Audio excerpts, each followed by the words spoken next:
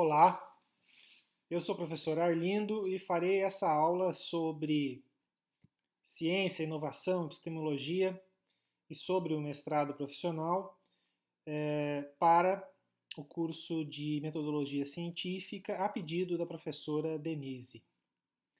É um prazer estar falando com vocês. Eu resolvi gravar esse vídeo ao invés de confiar no link e fazer ao vivo. Portanto, vou pedir para executarem esse vídeo, depois a gente entra via ferramenta online para bater um papo e tirar um pouco, bater um papo, esclarecer dúvidas. Muito bem. O tema dessa aula é epistemologia, ciência e inovação. Mas eu também quero falar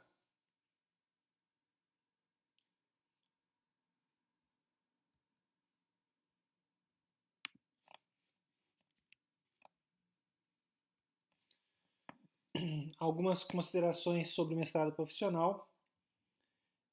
No fundo, quero questionar por que nós estamos aqui, qual é a razão de ser desse curso, qual é a razão de você estar aí sentado nessa cadeira.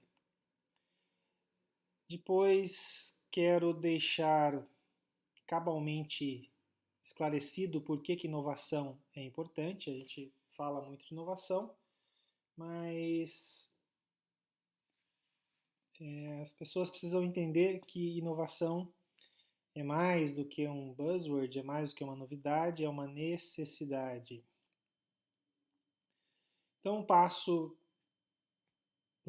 para falar, depois eu vou falar sobre epistemologia, ou seja, um tema teórico que é a base do nosso pensamento científico, e falar um pouco sobre esse tema.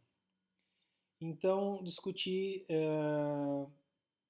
os objetivos da ciência e da inovação e comentar que esses dois objetos da vida, eles são, ora, conflitantes, né?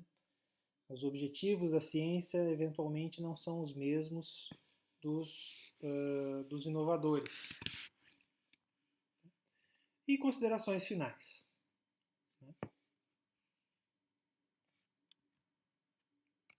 Então, sobre o mestrado profissional em inovação tecnológica, vocês ou são matriculados como alunos regulares ou são alunos especiais e alguma coisa os levou a fazer esse curso. Formalmente, o objetivo do PIT, vamos chamar assim, esse é um apelido curto aí para o mestrado profissional em inovação tecnológica, é propor a resolução de problemas relevantes da indústria, empresas, governo e organizações em geral, com base em métodos científicos de investigação e inovação. Esse programa de mestrado ele é interdisciplinar, basicamente as aulas são noturnas, né? E nesse programa existem duas linhas de ação: a ação de tecnologia da informação e comunicação e a linha de ação novos produtos e processos. Então o objetivo é criar, gerar inovação. E por que esse mestrado foi criado? Basicamente, as pessoas estão no mercado de trabalho, mas muitas delas não sabem lidar com a inovação. Como é o processo de criar um novo produto? No que eu devo me preocupar nessa criação? E aí, em particular,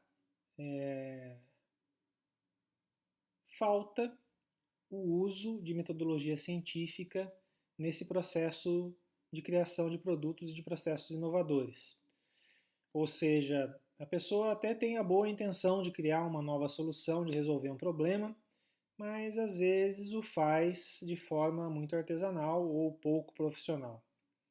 E eu acho que a proposta desse mestrado profissional é criar conhecimento sobre como fazer isso de forma científica, de forma bem feita, utilizando métodos sabidamente testados e que tendem a dar certo. Então, qual é o perfil do egresso, o que a gente espera que você saiba ao sair desse mestrado. Basicamente que você saiba lidar com a inovação, consiga trabalhar em toda a cadeia de desenvolvimento de novos produtos e novos processos, da concepção, a implantação, a manutenção daquela inovação. E fazer isso com rigor, fazer isso com ciência. Né? E para entender um pouco melhor, acho que é interessante pensar, que cada um de vocês pense por que você está matriculado neste curso. E, é claro, não vou pedir respostas agora, mas pense aí, no seu íntimo, por que eu estou nesse curso? Não existe resposta certa para isso, mas verifique se você, nas suas respostas, inclui o conceito de aprender a fazer inovação, aprender a lidar com inovação. Ok? Então, é necessário que, para que tudo corra bem, que tudo dê certo, é necessário que a sua motivação esteja alinhada com os objetivos do programa. Né? Se não tiver, vai dar certo também, mas pode dar um pouco mais de trabalho para você se manter motivado. Tá? Mas a motivação básica deveria ser aprender a lidar com o processo de inovação. Ok?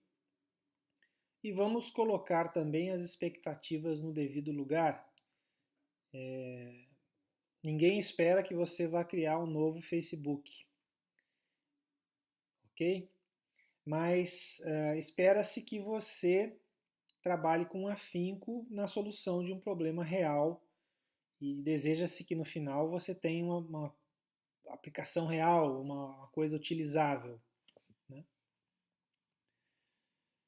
E outra coisa que eu queria chamar a atenção esse programa ele é inovador em vários aspectos e as primeiras turmas têm muita responsabilidade para que ele dê certo. Então, eu faço esse apelo aí para que vocês se empenhem, terminem as suas dissertações no prazo apropriado, porque isso vai influenciar o futuro do programa e nós temos a expectativa de que esse programa vai trazer frutos muito positivos para a sociedade. A ideia é que cada aluno matriculado nesse programa tenha a capacidade de mudar um pouquinho essa realidade social brasileira. Bom, feito essas observações sobre o programa, vou passar de fato para o conteúdo da aula. Esse era um assunto que eu queria discutir, queria falar, né? Queria chamar a atenção para o fato da responsabilidade dos alunos para com o sucesso do programa.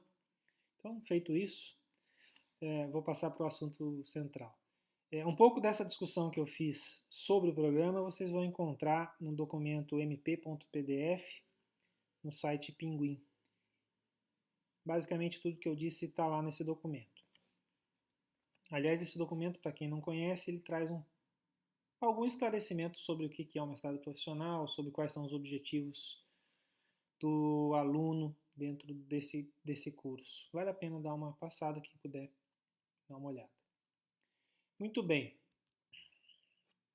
Então agora eu vou conversar com vocês sobre por que inovar. Inovação é uma palavra da moda, todo mundo fala sobre inovação, mas pouca gente esclarece por que inovação é necessária.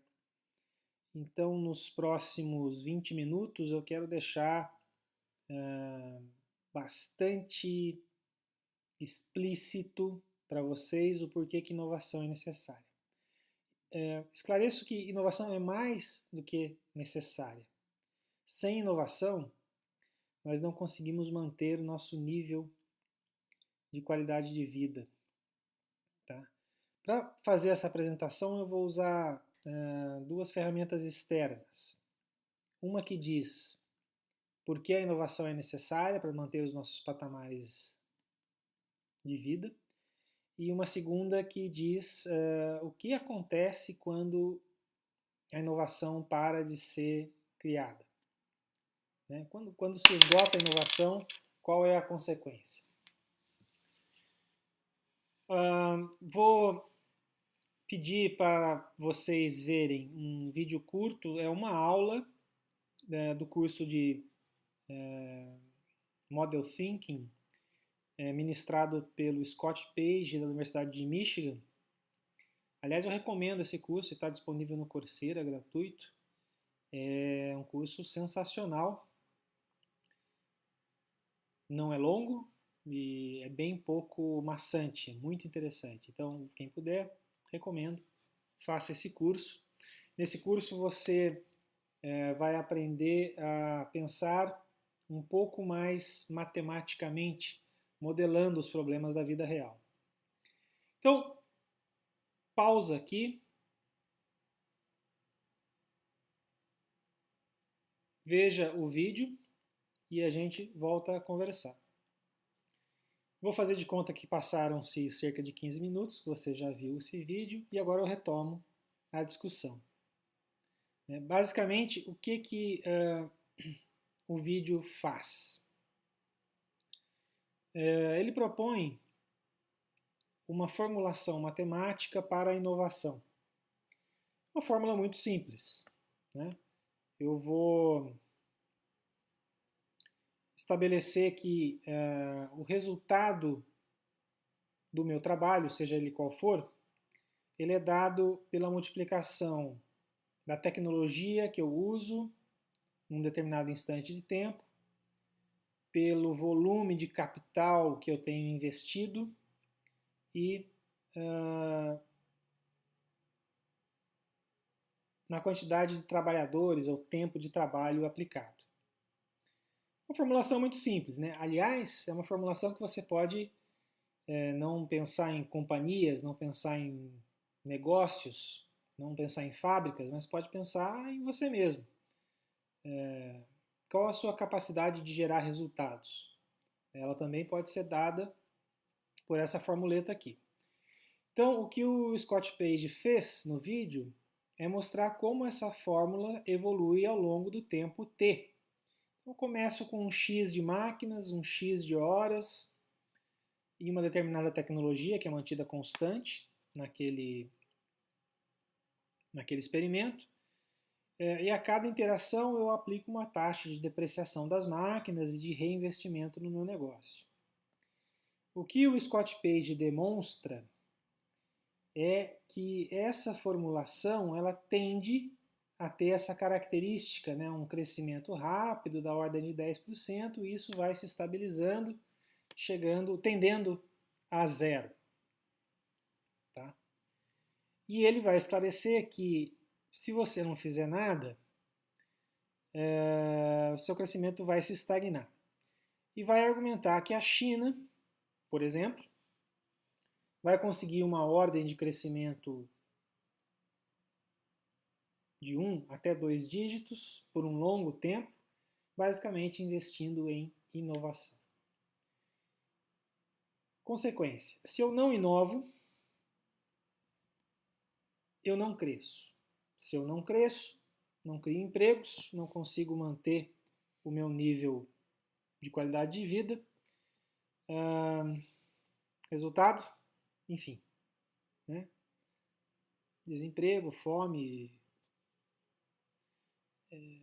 tudo que você pode imaginar de ruim, né? Descontrole econômico, inflação, por aí vai. Então, na nossa realidade mundial, a inovação não é um buzzword, inovação é uma necessidade. Sem inovação eu não consigo manter algum crescimento econômico, sem crescimento econômico a tendência é o colapso e não precisa dizer mais muito sobre isso, né? Ok. E nesse outro vídeo, o Gordon, que é outro palestrante famoso, um vídeo TED, ele vai falar sobre que acontece quando a inovação deixa de acontecer. E eu não vou pedir para vocês assistirem esse vídeo, fica de tarefa, vocês podem ver mais tarde, mas o futuro pode ser negro se nós não tivermos inovação. E mais do que isso, o que o Gordon vai argumentar, no fundo, é que a gente precisa acelerar a inovação. Não basta inovar, eu ainda tenho que acelerar isso, porque os meus modelos mostram que se eu não acelerar a inovação, novamente eu vou ter uma estagnação econômica. Muito bem. Só para refletir, vou deixar um exercício também. Pense, coloque-se nessa fórmula aqui, né? A sua capacidade de produção intelectual, ou independente do que você esteja fazendo, né? A sua capacidade de gerar resultados, ela também é dada por essa formuleta aproximada. Então pensa um pouco. O que você pode fazer para produzir mais, para ser melhor? Né? Veja que se você não melhorar os métodos, você só tem duas saídas, né? Ou você toma dinheiro emprestado, ou você estica o tempo. Né? E, bom, esticar o tempo não vai dar. Tomar dinheiro emprestado na nossa realidade de juros também não vai dar. É meio difícil.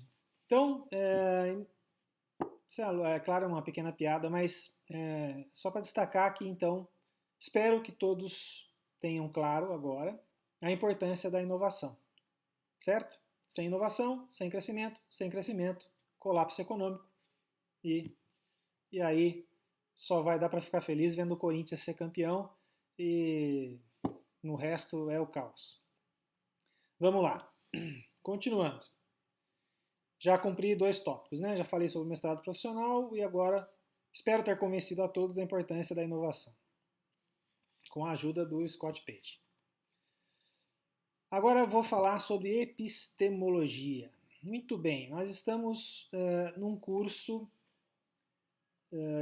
de inovação, fundamentalmente, e numa disciplina sobre metodologia científica. Nessa disciplina sobre metodologia científica, vocês vão, na maior parte do tempo, discutir métodos reconhecidamente corretos para lidar com dados. Vocês vão aprender sobre formatação, uma série de coisas que você pode até achar meio chato. Esse é o ponto. Pode parecer meio burocrático. Então eu queria descer um pouco o nível e falar do porquê que essas coisas são utilizadas, porquê que elas são importantes.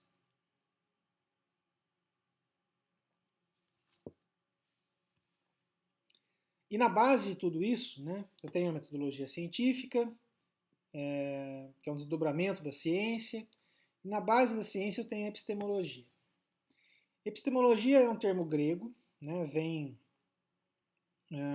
dos radicais episteme, conhecimento, e logia, estudo. Né? Então é o estudo sobre o conhecimento. O que é que eu sei sobre o que eu sei? O que eu posso afirmar como verdadeiro? A gente vai ver que, na verdade, eu não posso afirmar muita coisa. Mas vamos lá. Epistemologia é uma área da filosofia. Né? Lá no final, no último slide, eu acho que faço um diagrama tentando expor isso. Então, o que a epistemologia vai fazer é questionar o que nós sabemos. Vou te dar alguns exemplos. Né? Já se pensou que a Terra era plana. Ainda tem gente que acha que a Terra é plana. Tudo bem, tem doido para tudo. Mas o que acontece? Né? A ciência vai aprendendo. Né? A própria epistemologia ela vai evoluindo. Né?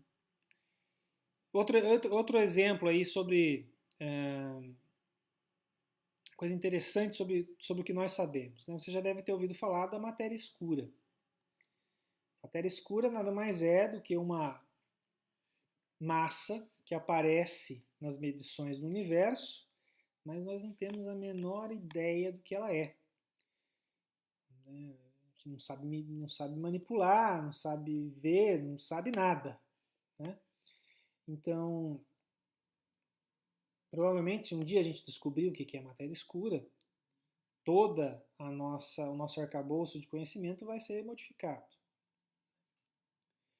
Então, o que nós sabemos, basicamente, é limitado à nossa percepção da realidade. Às vezes, essa percepção é limitada fisicamente, por exemplo, qual é a capacidade de um microscópio? Qual é o microscópio mais potente atualmente? E às vezes até mesmo de percepção psicológica, de entendimento, né? A nossa percepção pode ser limitada, nosso cérebro tem os seus limites. Uma das lições da epistemologia é a de que não sabemos tudo e que há uma certa incompletude das informações. Isso vários filósofos já discutiram esse tema, né? Talvez todo mundo já tenha ouvido falar do Só sei que nada sei, de Sócrates. Mas o fato é que nosso conhecimento tem limites. É isso que estabelece-se como todo mundo aceita dentro da epistemologia, né? Então, o que a gente precisa fazer, na verdade, é estabelecer um conjunto de premissas que são consideradas verdadeiras. Isso é o que estuda a epistemologia. Quais são as premissas que a gente pode assumir dentro do que a gente sabe hoje como verdadeiras, né? E, dadas essas premissas, que passos eu posso dar? Passos lógicos, né? Então, a lógica é uma questão epistemológica, né? Se A implica B, eu preciso verificar se A é verdadeiro e se essa relação de implica é verdadeira. Ok. Mas não se assustem, a gente não vai entrar muito a fundo na lógica epistemológica, né? Mas só para contar um pouco de história, né? A epistemologia vem lá dos gregos. Platão talvez tenha sido o primeiro a falar sobre isso. Quem nunca ouviu falar do mito da caverna, recomendo fortemente que leia. É talvez uma das simbologias mais bonitas aí já construídas pela humanidade. E no mito da caverna, Platão falava justamente da nossa incapacidade de ver a realidade.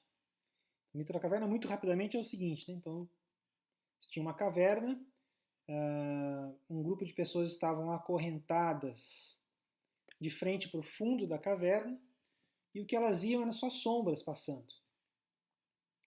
Então, na frente da caverna passava, por exemplo, uma mulher carregando um pote de água na cabeça. E o que os acorrentados viam era só uma projeção daquilo, né? Só sombras.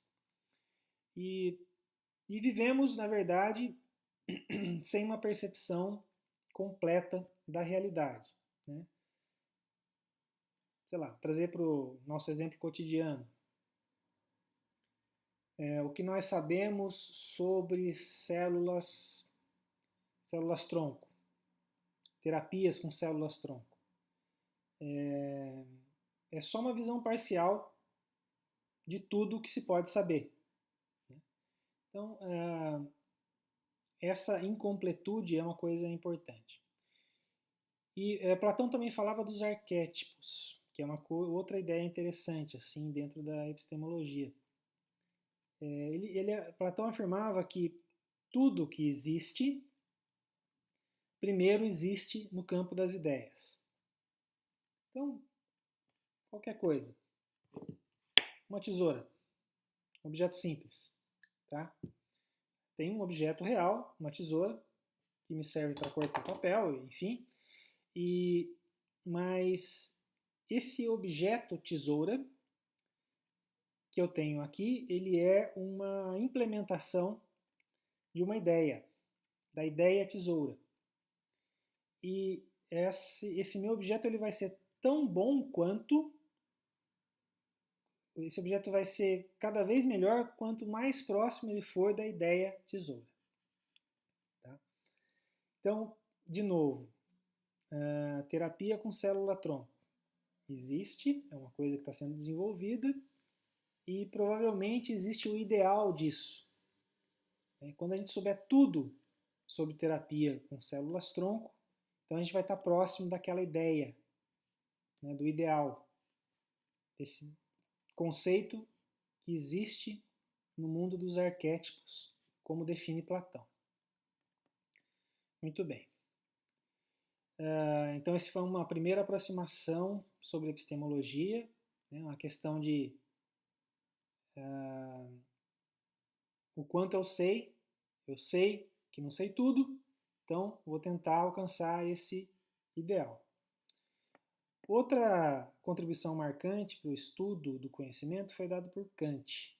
Kant, filósofo século XVII, eu acho, vivia numa região da Europa, hoje Rússia, acho que Königsberg, mas mudou de nome, mas hoje é uma região da Rússia. E Kant, no seu livro Crítica à Razão Pura, faz uma contribuição marcante para o estudo do conhecimento. Ele basicamente vai dizer o seguinte: não posso afirmar que tudo que eu acho que é verdade, mas algumas coisas eu tenho forte evidência de que são verdade. Por exemplo, 2 mais 2 igual a 4. Né? Ali está uma série de axiomas, uma série de verdades sabidamente. Vai ser difícil alguém derrubar 2 mais 2 igual a 4. Então Kant afirma o seguinte: todo conhecimento eu tenho que construir baseado no que é verdade. Falando agora parece bobo, né? Mas quando Kant falou isso, isso não era assim tão claro. Tá? Que eu vou construir meus argumentos a partir do que é real, a partir do que é verdadeiro. Então Kant foi um marco na filosofia. Mais recentemente, Thomas Kuhn escreveu um excelente livro que eu recomendo, década de 60, o livro se chama, devia ter deixado o nome do livro aqui, A Revolução das Estruturas Científicas, acho que é uma coisa assim. E nesse livro Thomas Kuhn vai falar dos paradigmas da ciência. Então, o que é um paradigma, segundo Thomas Kuhn? Um paradigma é uma situação normal dentro da ciência, é um conjunto de saberes, é um conjunto de práticas da ciência. E Thomas Kuhn ele vai argumentar que a ciência ela evolui em ondas. Essas ondas são as quebras de paradigma. Cada vez que há uma mudança de paradigma, a ciência sacode os seus métodos e continua. Então, Kant, por exemplo, gerou uma quebra de paradigma na ciência. Tá? Eu acho que a gente pode afirmar que hoje a educação está próxima de sofrer uma quebra de paradigma também, com a questão dos MOOCs e com a educação em massa. Mas, resumindo aí a questão da epistemologia. Então, a epistemologia é o campo da filosofia que estuda o conhecimento. Muitas contribuições foram feitas a essa área. Platão, Kant fizeram contribuições fundamentais e continua-se estudando qual é a forma correta de se fazer ciência, tentando sempre maximizar o que nós podemos gerar de conhecimento baseado em conhecimento anterior. Muito bem. Só para quebrar um pouco essa linha, acho que vocês já perceberam o que é epistemologia, provavelmente já associaram onde a gente vai querer chegar com isso, mas eu quero fazer um parênteses aqui com uma frase de Tagore. Tagore é um escritor indiano, final do século XIX, começo do século XX, e ele tem a seguinte frase que eu acho muito legal para a gente pensar sobre o que é conhecimento. Então, a inteligência animal sabe fatos. A mente humana tem o poder de aprender a verdade. Então vamos refletir um pouquinho. Aquele seu cachorrinho simpático que você tem em casa, ele não sabe identificar o porquê das coisas acontecerem. Já o ser humano consegue pensar olhando os fatos e tentar criar regras do porquê aqueles fatos acontecem.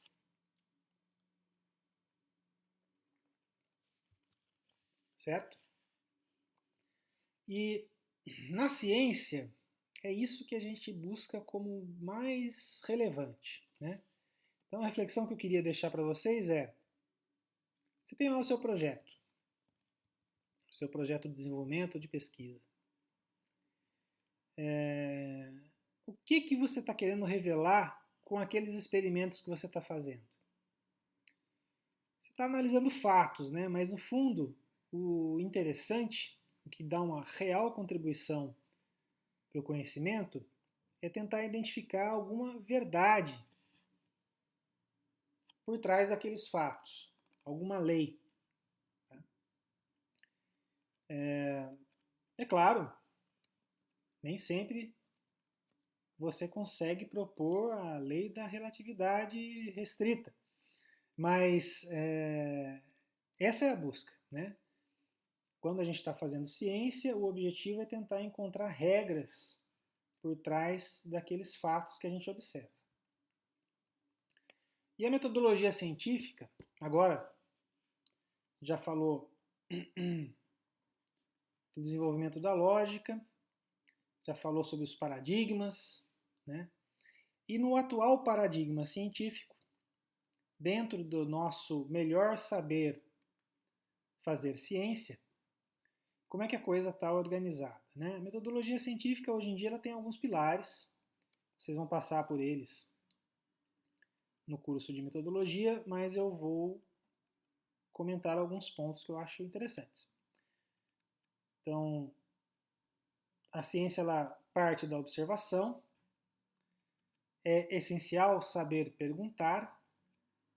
Acho que uma dica aí para quando você está bloqueado na escrita de alguma coisa, tente elaborar as perguntas que você quer responder naquele texto.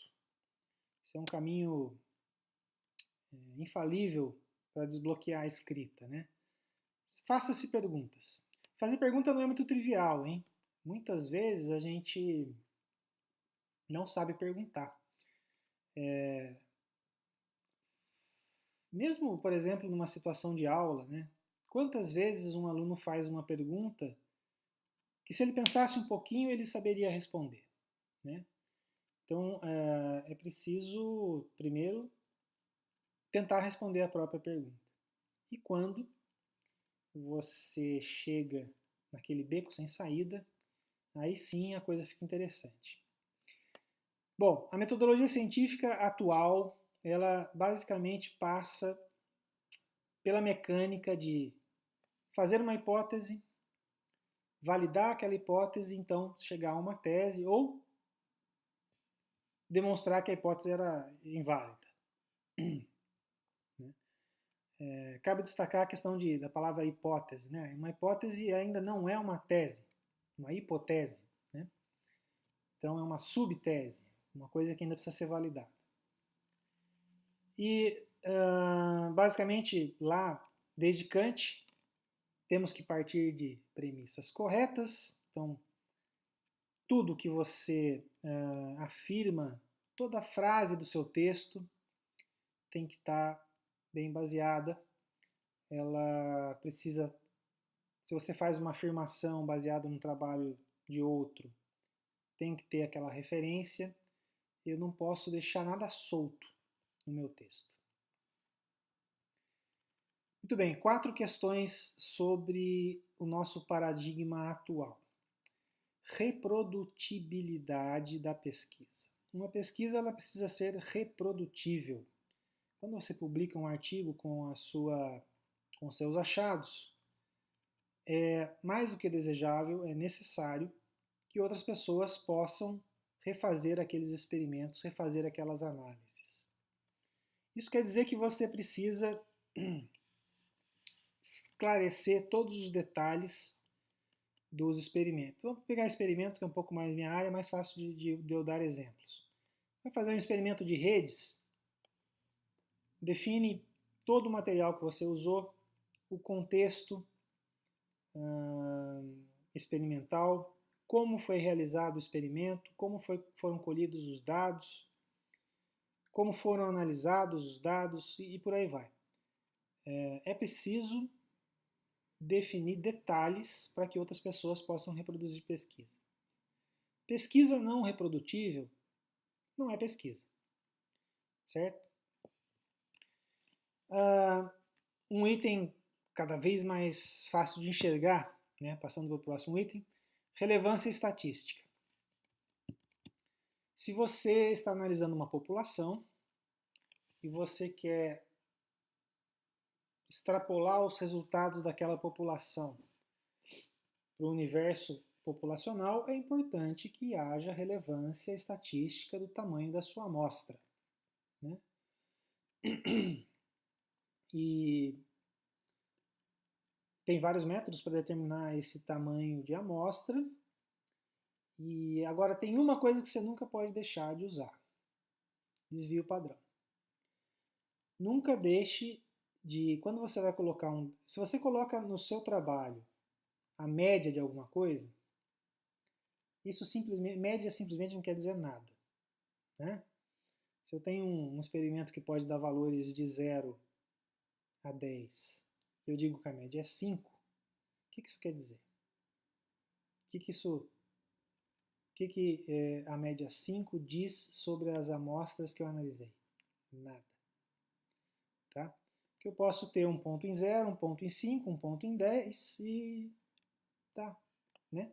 Então você precisa sempre dar desvio padrão. Sempre.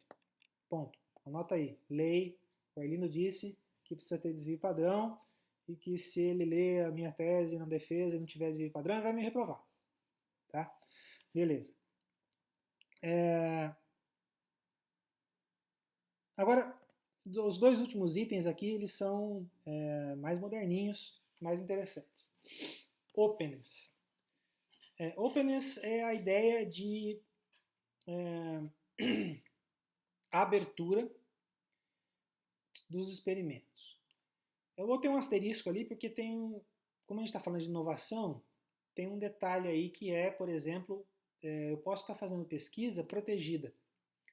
Posso querer proteger os resultados da minha pesquisa. E por várias razões, porque eu posso ter um segredo de mercado naquele produto, ou eu quero ser o primeiro a entrar no mercado com aquele produto. Mas, de forma geral, mesmo quando eu estou disputando o mercado, openness pode ser positivo hoje em dia. Vou dar vários exemplos. Talvez um bom exemplo seja a Microsoft e a questão de código aberto versus código fechado. Né? Quando tem um erro num sistema de código fechado, esse erro basicamente só pode ser corrigido por quem detém o código, pela própria empresa. Quando você tem código aberto, um erro ele pode ser corrigido por qualquer pessoa da comunidade. E isso leva a maior agilidade na correção dos erros. Isso também leva, quando o código é aberto, a ter maior confiança no seu produto. E hoje em dia, cada vez mais, esse conceito de openness é importante, é considerado positivo na criação de novos produtos. Tá?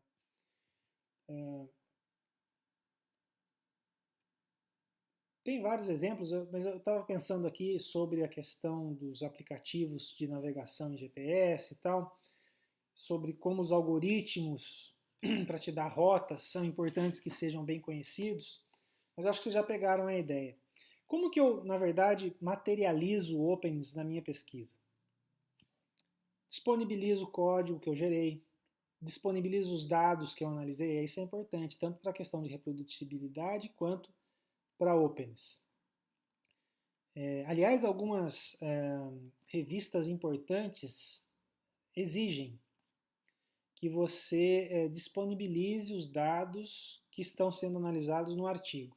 Então, você publicou lá um artigo para uma revista X, você tem que assinar lá um compromisso que os seus dados vão estar disponíveis via web por tantos anos.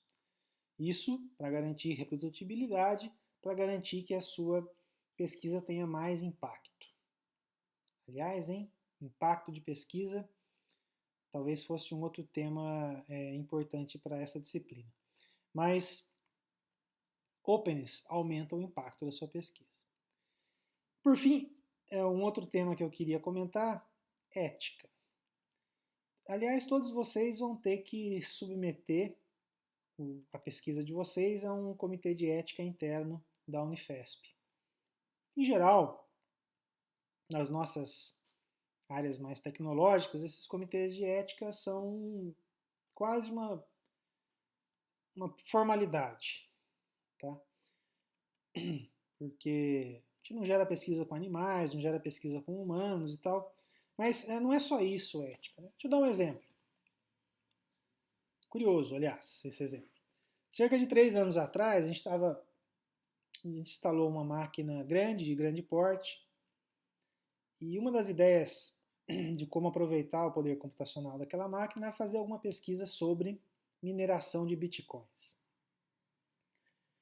Estava curioso sobre como fazer essa mineração, quais as melhores formas de fazer, mas a gente não achou ético.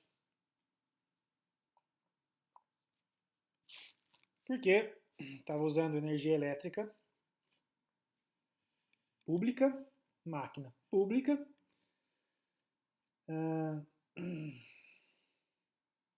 Então, a gente desistiu de fazer isso. Devia ter feito. Talvez essa hora eu não tivesse dando essa aula aqui, porque teria ganho alguns milhões de dólares minerando Bitcoin. Mas veja, a ética é um assunto importante. Né? O próprio Comitê de Ética Interno da Unifesp, para as pesquisas em geral, deve ser uma obrigatoriedade de 3 ou 4 anos. Tá? E por que é essencial? Uma análise de terceiros sobre a sua pesquisa. Porque às vezes você está tão envolvido com aquilo que você quer fazer que você não vê consequências. E é importante mesmo que um outro grupo analise isso. Tá? Bom, mas esses são só alguns pilares sobre metodologia científica que eu queria destacar. Né? Saber observar fenômenos, saber perguntar, premissas corretas, garantir reprodutibilidade dos seus experimentos, da sua pesquisa, isso tem que estar descrito lá no seu trabalho, garantir a relevância estatística do que você está fazendo, procurar aderir ao conceito de openness, a abertura, isso tende a ajudar no impacto da sua pesquisa, inclusive tende a ajudar a ganhar usuários ou ganhar pessoas para colaborarem com a sua pesquisa. Ética. Ética é fundamental, não preciso muito explicar por que isso é importante, mas tem mais pilares da metodologia científica e vocês vão passar por esses pilares ao longo do curso. Né?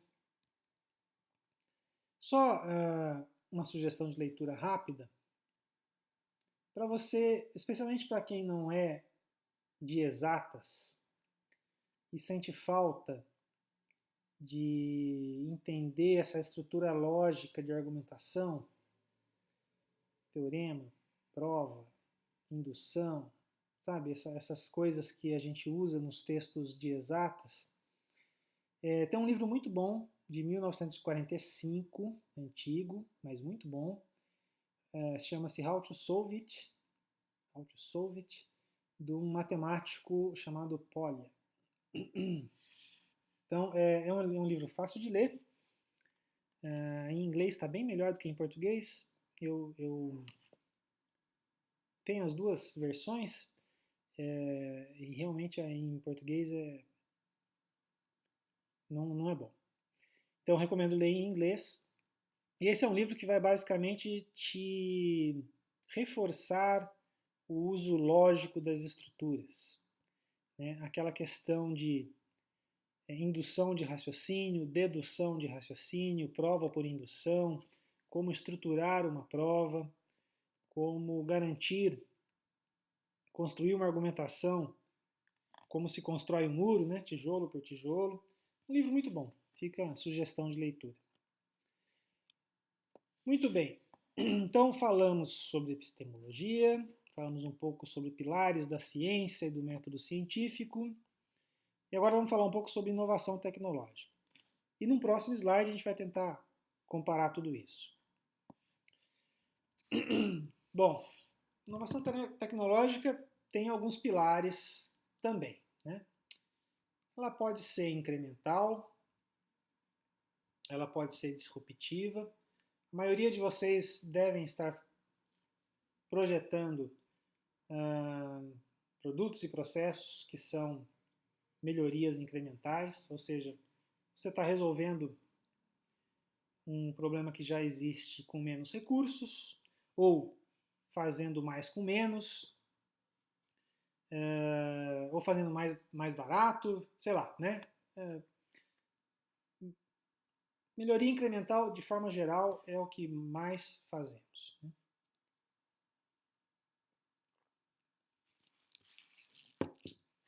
Eventualmente você pode chegar numa proposta mais disruptiva, né? Uma coisa mais novidade, né?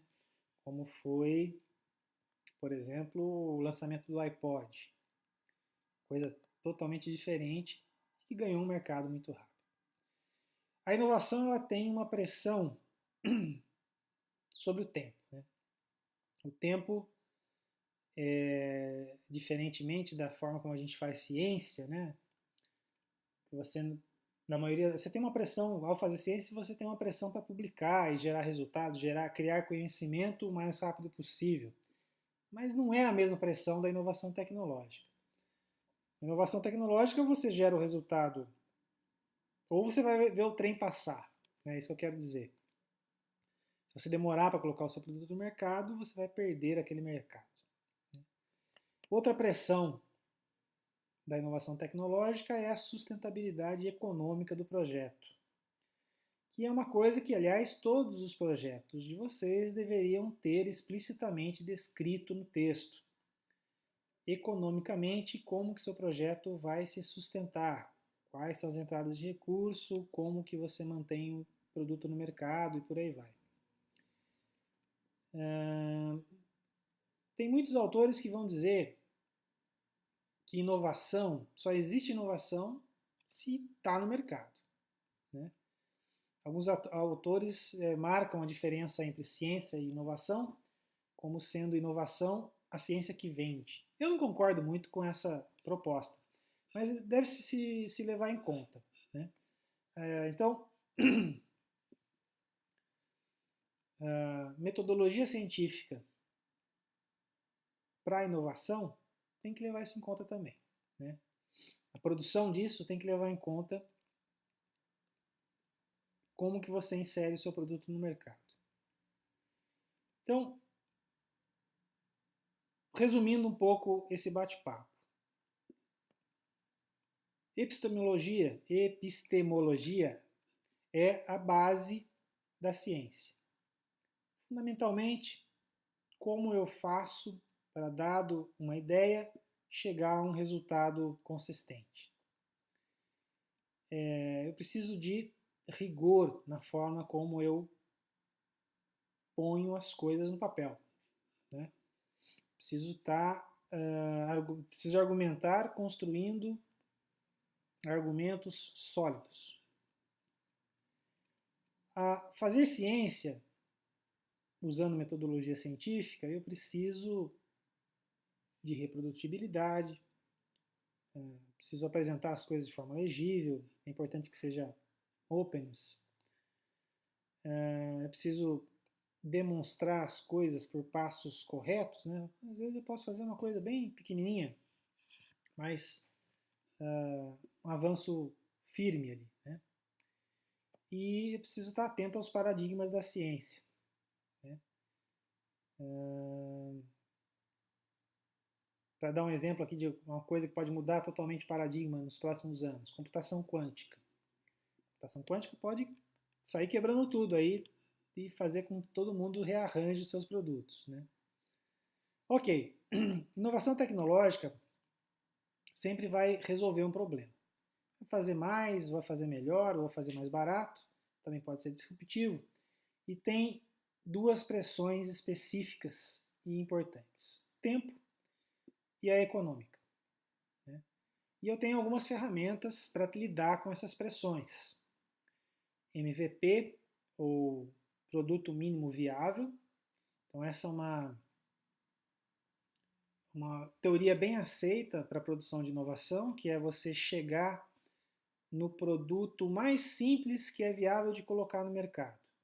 E esse conceito de viabilidade passa por os clientes a utilizarem, né, aceitarem aquele produto, e o seu produto não pode ter falhas ou ser ruim o suficiente para prejudicar a penetração no mercado. Tá? Então, como metodologia de criação de inovação, vale a pena ler sobre MVP. Outra metodologia importante, especialmente para o modelamento de como você vai sustentar economicamente o seu projeto, é o Business Model Canvas. Basicamente é uma espécie de planilha onde você descreve quem são seus fornecedores, como que você lida com o seu cliente, qual que é o produto-chave que você está entregando.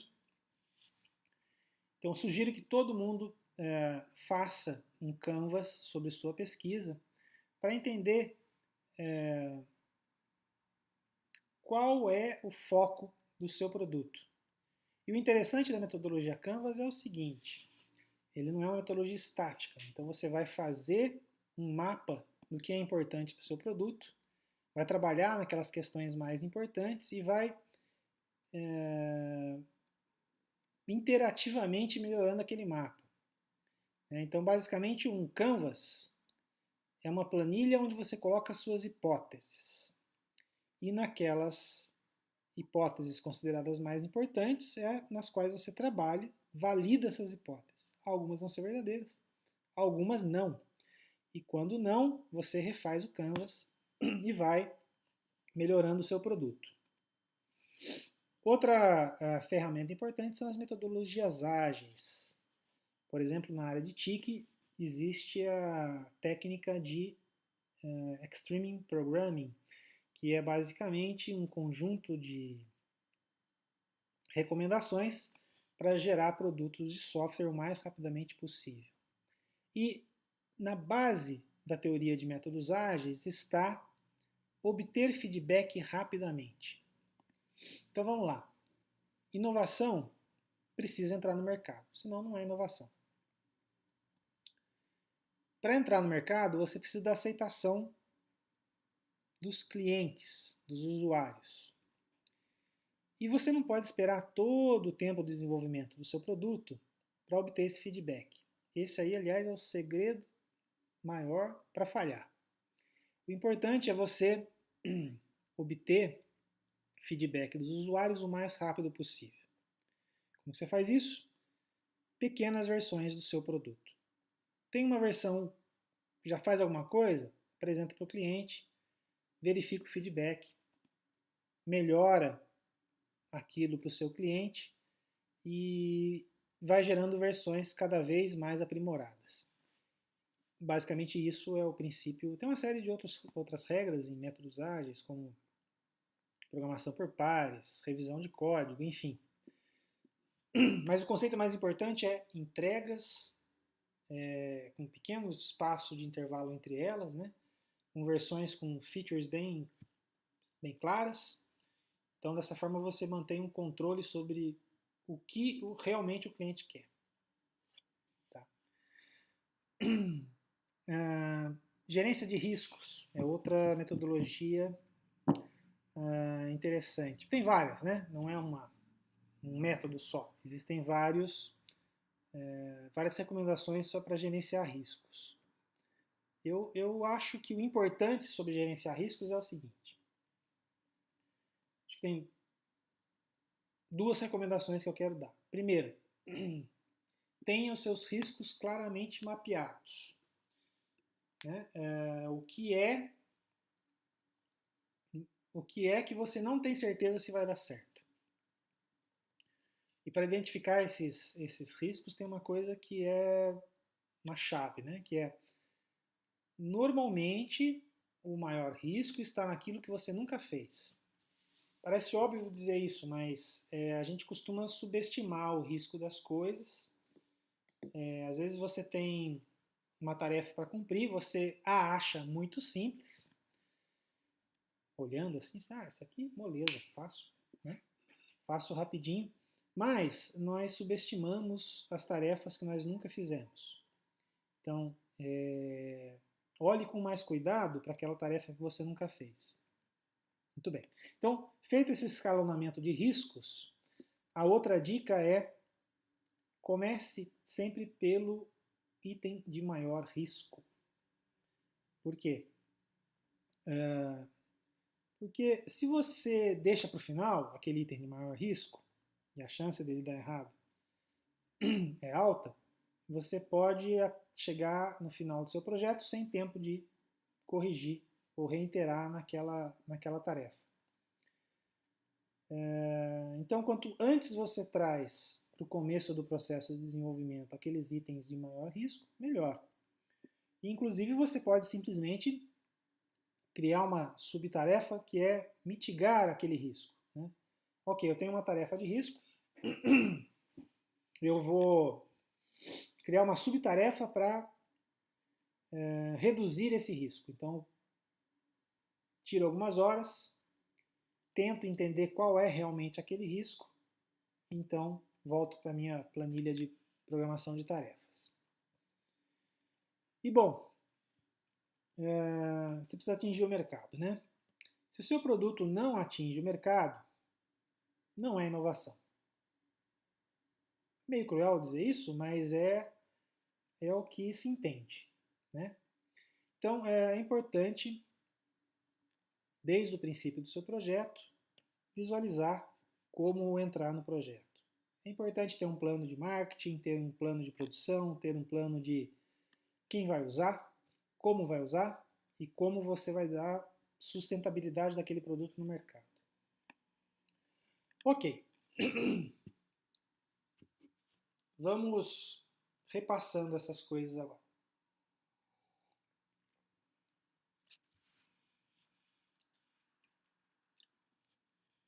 Epistemologia, na base de tudo, ciência e os seus métodos, e pressões específicas da inovação. Essas pressões específicas, eu acho que tem uma coisa que eu queria chamar a atenção. O que é mais fácil fazer? Ciência ou inovação? Veja que todo o rigor, toda a corretude que eu preciso para fazer ciência, também preciso para fazer inovação. E inovação tem mais variáveis. Variável do tempo, variável econômica, variável cliente. Variáveis que às vezes eu não tenho para fazer ciência. Então, de certa forma, fazer inovação é mais difícil do que fazer ciência. Tá? Então, o que eu posso fazer?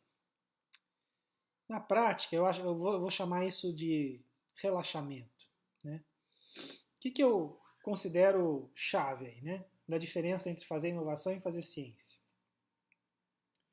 Os métodos que eu uso para fazer ciência continuam válidos e importantes para fazer inovação. Desvio padrão, openness, reprodutibilidade daqueles experimentos, ok? Esses métodos, veja, são passos firmes. Esses métodos são recomendações sólidas de como agir. São formas que dão certo. Né? Só que para lidar com a questão de tempo, por exemplo, de colocar um produto rapidamente no mercado, talvez eu tenha que relaxar algumas dessas condições de como fazer pesquisa. Eu acho que é isso que é um aprendizado que a gente tem que ter sobre fazer inovação. E é isso que me leva a perguntar, no próximo slide, se existe uma epistemologia da inovação. Em outras palavras, como que eu faço ciência sobre inovação? Né? Como que eu posso prever a qualidade de um produto antes dele estar no mercado? Bom, eu acho que essa ciência da inovação, ou a epistemologia da inovação, ela está em formação. Ela ainda não está totalmente formada. Né? Não tem um livro-texto que vai me ensinar a fazer inovação. Ele ainda é algo um pouco artesanal. Mas realmente acredito que isso tende a ser cada vez mais sólido. Né? As metodologias para a criação de inovação tendem a ser cada vez mais sólidas com o tempo. E eu acho que o que está na raiz do que é importante sobre aprender a fazer inovação é aplicar os conceitos de ciência, mas eventualmente ter uma capacidade de relaxar alguma coisa. Por exemplo, quais são as funcionalidades mínimas que um produto deve ter? Qual é o momento de inserir no mercado um produto? Não muito cedo, porque eu posso não ter clientes preparados para aquele produto, nem muito tarde, porque eu posso perder o trem. Será que no final do mestrado, quando você estiver lá defendendo, será que a gente vai conseguir ter clareza sobre essas perguntas? Será que vão existir métodos bons, confiáveis, para responder esse tipo de pergunta? Bom, não sei, né? Mas então eu acho que essa ideia de relaxar alguns métodos pode ser fundamental. Eu acho que no desenvolvimento da epistemologia da inovação, esse conceito de relaxamento é o que a gente precisa ficar de olho. Bom, esse bate-papo que eu fiz com vocês, eu coloquei em um documento chamado episteme.pdf, um documento muito incompleto, que eu pretendo um dia melhorar, mas não me comprometo com essa melhora no curto prazo. Tá? Ok, fechando.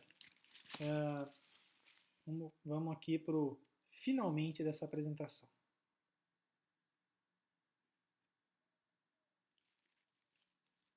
Comentários finais. Bom, a gente tomou contato com epistemologia e a primeira coisa a destacar é como que as coisas se encaixam. Né? Então eu fiz uma figurinha muito simples para ter uma ideia. Desculpa.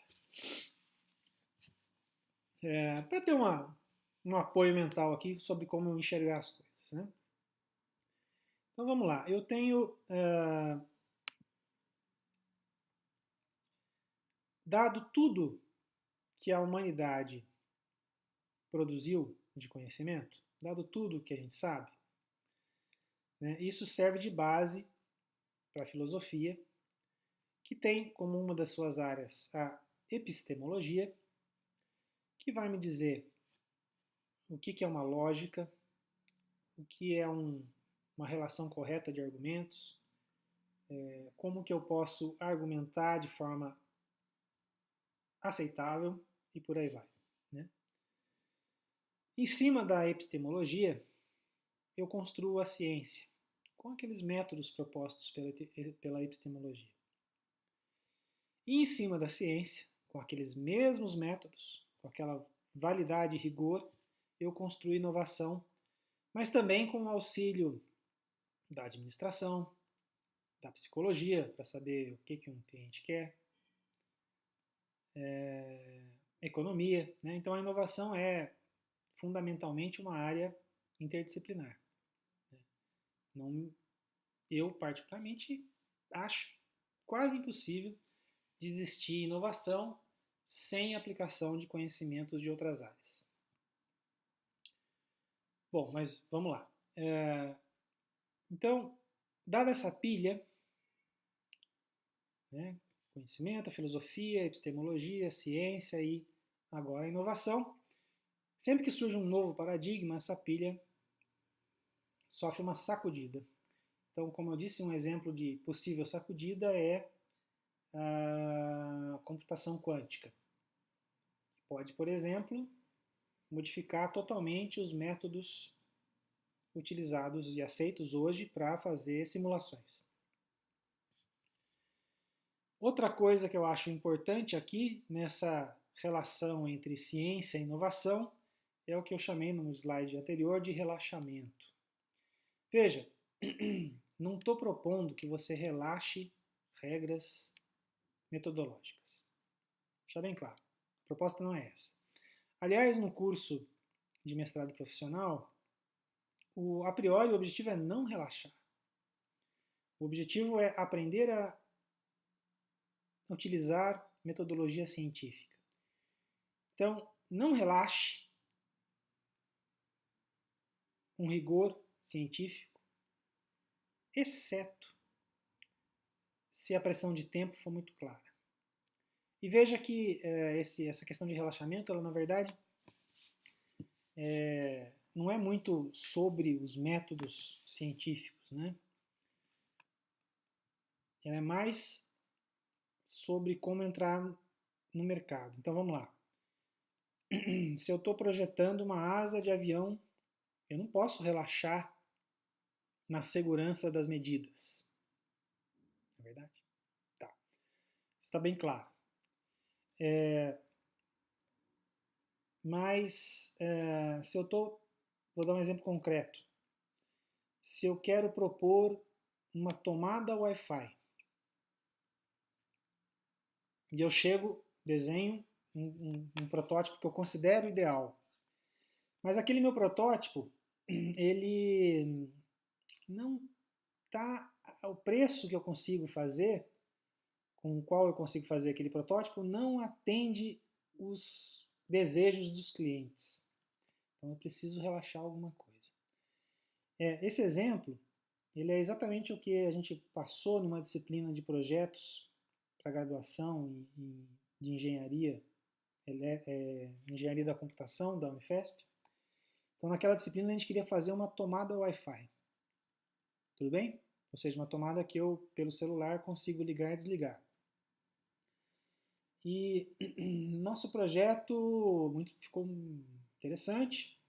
Basicamente tinha um microcontrolador, um relé, né, para ligar e desligar a tomada e tal. Nosso projeto não ficou muito barato no final, não. Estava dando ali cerca de R$100. E recentemente eu vi que tem um produto que entrou no mercado a $5, cerca de R$20, e basicamente ele relaxou muito o que era o nosso ideal de tomada. Então o nosso ideal de tomada era uma tomada que eu colocava na tomada e eu tinha entrada para colocar outra tomada, né? Então tem aqui a parede, coloco uma tomada aqui e eu posso colocar um novo equipamento aqui na frente.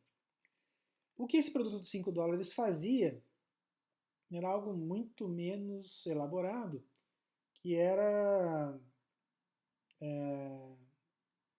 basicamente você tinha a tomada Wi-Fi, mas você não tinha plugs, você tinha que parafusar os fios nas duas entradas aqui, Então, muito mais barato. E os usuários, foi um sucesso, né, esse modelo de tomada, posso até depois mandar para vocês.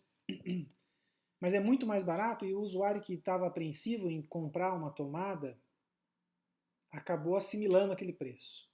Acabou gostando e comprando aquele produto. Tá? Então, um exemplo de sucesso que basicamente ele relaxou os seus requisitos. Tá? Mas em termos de metodologia científica, a ideia não é relaxar. Tá? Pode ser? Pode ser que eu possa aplicar algum relaxamento, por exemplo, no tamanho de uma simulação, pode ser. Né? Mas, a priori, não vamos relaxar na metodologia. Mas esse conceito de relaxar nos requisitos tem que ficar de olho. Outra coisa que eu queria destacar nesses comentários finais é permita-se errar. Parece, aparentemente, enquanto a gente não tem uma epistemologia da inovação, uma ciência da inovação muito formalizada, parece que a tentativa e erro é um método para a inovação. Bom, claramente tentativa e erro não é um bom método, não é verdade? Mas é o que tem sido aplicado, se vê muito. Então, mais do que se permitir a tentativa e erro, considere o erro como parte do desenvolvimento. Acho que é essa a mensagem. Vai ter erro. Quanto antes você descobrir os erros do seu projeto, melhor. Se você puder mitigar esses erros, levar para o cliente verificar o que ele acha, fazer alguma simulação, algum teste para verificar a segurança do produto, por exemplo, melhor. Né? Então, lidar com os erros é importante. E comentário final mesmo é o seguinte. Aprenda metodologia científica, é um dos objetivos centrais do curso. E concentre-se em resolver o seu problema da melhor forma possível, no menor tempo possível e, se possível, na primeira tentativa. Tá? Esse é o treino. Né? É para isso que você está aqui. Então, você pode errar e tal, mas a ideia é que você saia um profissional melhor. A ideia é que você saia um profissional com domínio de metodologia científica que vai te ajudar a prever erros, vai te ajudar a evitar retrabalho, vai te ajudar a ter mais colaboradores no seu projeto e por aí vai. Né? Então, eu acho que, ali em vermelho, né, o legado de metodologia científica para a inovação é o rigor, conseguir fazer as coisas bem feitas no menor tempo possível, talvez na primeira vez. Esse é o legado, né? Então, utilizando metodologia científica, ou seja, métodos bastante bem validados, você tende a, então, se apoiando na experiência de outros, tende a fazer produtos melhores. Muito bem, era esse o bate-papo que eu queria fazer com vocês. Recapitulando.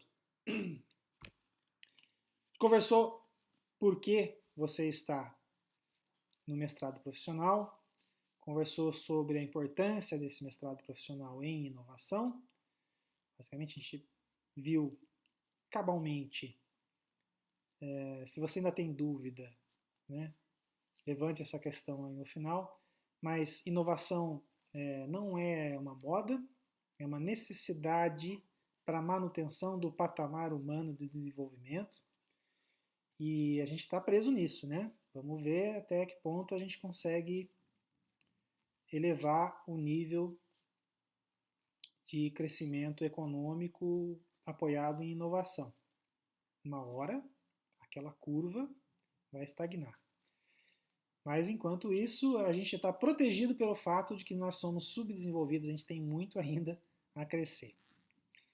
Essa corda vai estourar primeiro, onde o espaço para desenvolvimento humano ainda já não tem tanto espaço. Mas, enfim, inovação é uma necessidade. Eu acho que isso é uma conclusão. E vimos um pouco a estrutura da ciência, falamos um pouco sobre epistemologia, falamos sobre métodos, falamos muito por cima, né, sobre métodos de metodologia científica, e falamos sobre as pressões que a inovação sofre. Pressões de mercado, pressões econômicas. E concluímos sobre a ideia de construção de uma ciência da inovação, de transformar a inovação em algo menos artesanal e que no futuro seja mais simples de prever os resultados de uma inovação. É isso.